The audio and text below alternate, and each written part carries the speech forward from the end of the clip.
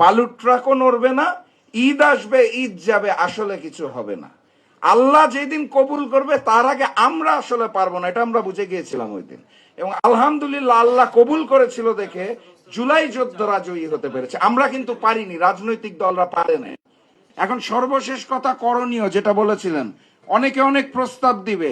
আমি যেটা বিশ্বাস করি, অতীতের লড়াইটা হয়েছিল আওয়ামী লীগ এবং ভারতীয় আধিপত্যবাদের বিরুদ্ধে, সামনের লড়াইটা হবে বিএনপি, আওয়ামী লীগ এবং ভারতীয় আধিপত্যবাদের বিরুদ্ধে। সেই লড়াইটা যদি আমরা করতে প্রস্তুত থাকি তাহলে রাজপথে নামতে হবে। এই গোল টেবিল বৈঠক, এসির বাতাস খেতে খেতে যতই ভাষণ দেই, শেখ হাসিনা এমনি এমনি দিল্লি পালায় নাই, এবং এই লন্ডনে যিনি আগামীতে পালানোর প্রস্তুতি নিচ্ছেন, এ কি সম্ভব? আমরা হতভম্ব হয়ে দৃশ্যটা দেখলাম, বের হলাম, নিজেরা মুখ চাওয়াচাই করলাম যে কি আন্দোলন হবে।